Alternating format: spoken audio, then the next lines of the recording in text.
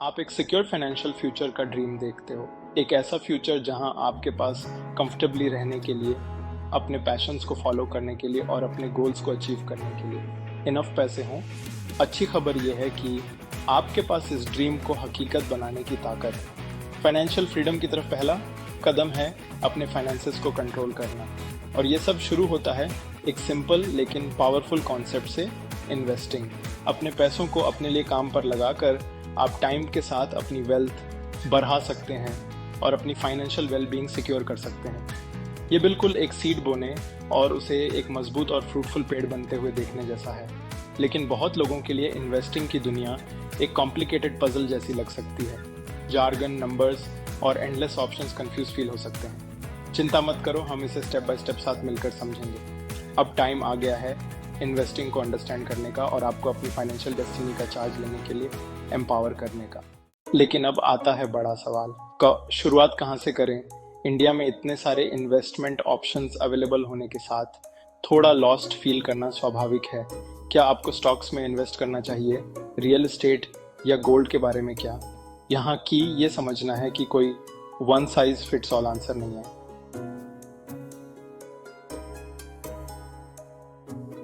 आपके लिए सबसे अच्छी इन्वेस्टमेंट स्ट्रैटेजी आपके individual financial goals, risk tolerance और इन्वेस्टमेंट टाइमलाइन पर डिपेंड करती है। इसे ऐसे समझो जैसे कि आप एक घर बना रहे हैं। आप बिना क्लियर प्लान और मटेरियल्स की अच्छी अंडरस्टैंडिंग के कंस्ट्रक्शन शुरू नहीं करेंगे। इसी तरह इन्वेस्टिंग की दुनिया में डाइव करने से पहले आपके लिए अवेलेबल डिफरेंट इन्वेस्टमेंट एवेन्यूज को समझना क्रूशल है।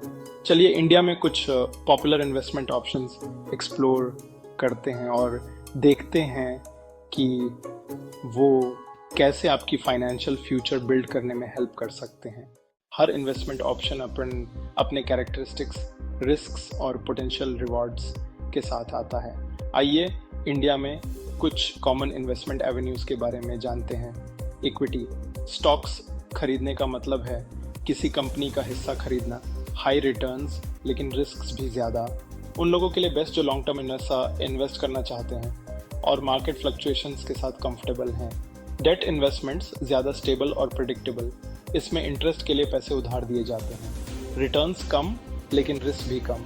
म्यूचुअल फंड्स एक डाइवर्सिफाइड पोर्टफोलियो में इन्वेस्ट करने के लिए पैसा पूल किया जाता है जिसे प्रोफेशनल्स मैनेज करते हैं।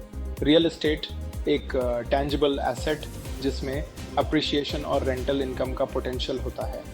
Gold, safe haven asset. आप फिजिकल गोल्ड, ETFs या बॉन्ड्स में इन्वेस्ट कर सकते हैं। ये sell in cost is a investing जल्दी अमीर बनने के बारे में नहीं है, ये आज इन्फॉर्म्ड डिसीजंस लेने के बारे में है ताकि आने वाले सालों के लिए अपनी फाइनेंशियल वेलबींग सिक्योर कर सकें। याद रखें, सबसे अच्छी इन्वेस्टमेंट स्ट्रैटेजी वो होती है जो आपके unique financial goals, risk appetite और टाइम होराइजन के साथ अलाइन करती हो। खुद को अपने फाइनेंशियल गोल्स अचीव करते हुए इमेजिन करें। एक कंफर्टेबल रिटायरमेंट, आपका ड्रीम होम या फिर अपने बच्चों को बेस्ट एजुकेशन देना।